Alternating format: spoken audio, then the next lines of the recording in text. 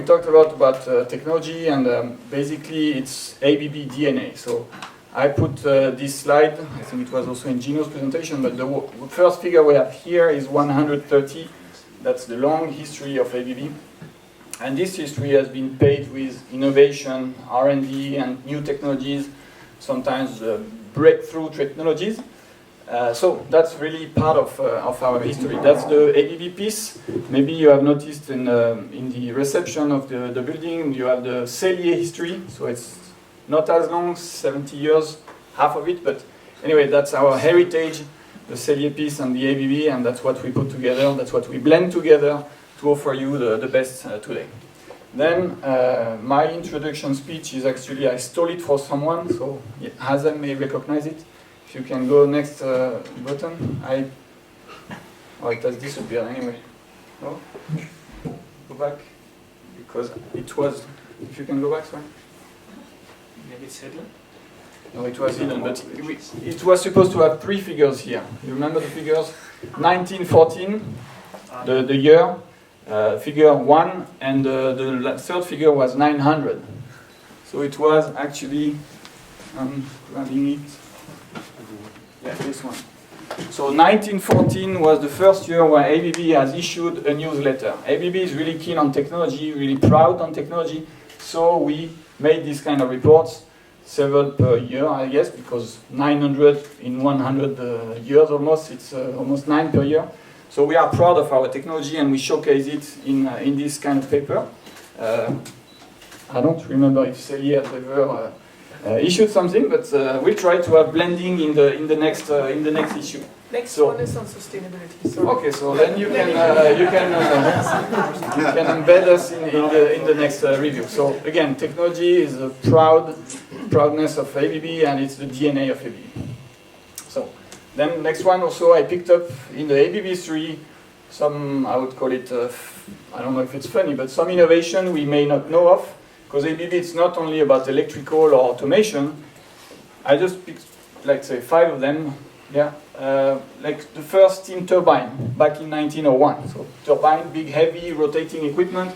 Gino was mentioning the motors that we sell by millions. So we do have this hardware stuff, and you're gonna have, well, there are motors here actually, and you're gonna see some of those hardware piece of equipment that we have in blending. Interesting one, 53, some synthetic diamonds. Well, it has nothing to do with what we speak about today, but it was just a fun fact about ABB. Robots, of course, Hazipod, nothing to do with what we would speak today, but just to illustrate. And the last one is connected to Gino, this ABB ability, all these digital software tools that add value to your business. Now, to have now the real fun facts now, because I'm speaking about innovation, is what we don't want to do. So I extracted from the net some examples. So maybe I will raise. So who knows what that is? Yeah. Back to the Future. Exactly. I'm born in 1980, so I think the first one was 1986. So I was raised with Back to the Future, 1, 2, 3. This is the famous DeLorean. So it looked nice. It was a wow, crazy car, even flying, I think, in the second episode. Anyway, it seems a total failure because, no sales and obviously costly manufacturing process. So bankruptcy. And it's funny because I think Elon Musk has done the same car. The Model X is with the same kind of doors. He has lost money for quite some years before he has been successful. And now we know what he's doing. So maybe the guys that own the DeLorean didn't have deep pocket enough to finance for quite some years before it became a real positive breakthrough. And now he's the richest bad guy in the world. Yeah. This one, I like it because it makes sense for you. It's Formulation, Coca-Cola. There was the classic one, and there was so-called a new Coke. And it seems to be a failure. So 95. They tried, 70 days afterwards, they kicked it out. Because this new version, this new formula, maybe I hope it's not the same for your e-fluids, but anyway, the new formula that was supposed to be sweeter, well, it didn't work, and nobody took it actually. So, wrong invention, and back to the old formula. And last one also, I like this one, Do you recognize, or do you, it's hard to see in the picture, but it's actually the Juicero. It's like a juice system. Looks like an Apple stuff with features, taste, nutrition needs, but anyway, it's just to press fruits. So again, too expensive for the purpose. You can either buy fruit in a bottle, or you can just slice an orange and then you press it yourself. So useless or useful or mismatch innovation. So I don't want to be here next year when we do the customer day. So let's try to avoid, and that's where you enter into the picture. And that's what we have said all the day. We need you. We need your ideas. We need your challenges to make us preparing our technology roadmap. And Luca again. So you should expect from us, now you can hit once. Yeah.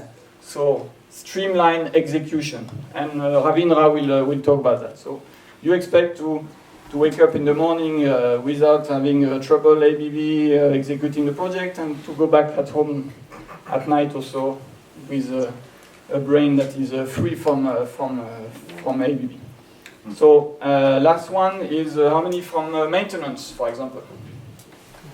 Oh, yeah, maintenance team, yeah, we have one person also. So what you should expect from us also, easy life on maintenance with a life cycle management that should be, again, easy for you.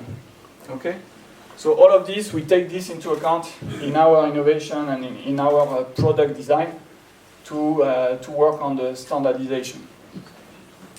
So standardization is one element for us to cope with all those expectations, and also to deliver as on quality, on time, and at the right price for all what we can consider as the easy part, or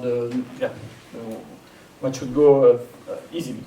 The second piece is also, I would like to think it's why you rated us 8 or 9 or even 10, is because we also have, again, in our DNA, this agility, this flexibility, this reactivity to cope with your very specific needs, to cope with your expectation, and that's why we have all the brains around the table to define this during the design stage, together with your team, to be challenged, to challenge your own engineering team, but to make it happening, and to continue having also this capability to answer to those specific needs. So it's both. We push towards standardization because it makes some stuff easier, but we still keep our higher level of expertise to cope with your specific needs. And the last point, innovation, sustainability of our product and technology. Again, that's what you're going to be seeing afterwards, and that's what you have to talk about with our people, our engineers, process engineers and product engineers, automation and IT engineers. That's going to be the real part afterwards. Okay? So from our side, I tried also to put what we expect. We said this already many times, share ideas, expertise, experience. That's why we are here, and that's how we're going to build our technology roadmap. We have an R&D budget, we have some topics, Alexander and Philippe Richier and others are driving what we have planned to do. But tomorrow actually we have a session, a wrap-up session. And I gave the homework to my team to collect during that day 5 to 10 ideas that they will have received from you. So please make sure that my guys can fulfill their homework and that they come tomorrow with 5 to 10 ideas. And tomorrow we will blend them and we will put them in our technology roadmaps. We will update it. It's like every second month we do this exercise. Today it will be a key milestone of integrating in the roadmap what we're going to collect from you today. Yeah? Challenge, I put this and I put between brackets respectfully. This is my background, project manager, operations manager, execution. So when we like to be challenged, but we like also to be respected. I mean, when we have a contract, we have a specification, we have made an offer. Okay, you can challenge us, but at the end of the day, we have a contract framework to respect. So don't try to obtain the very specific design for the price of the standard equipment. Yeah, we can do both, but there's a price to pay. I say by Colin sometimes. It's an investment, but it's a reward for you to get our quality.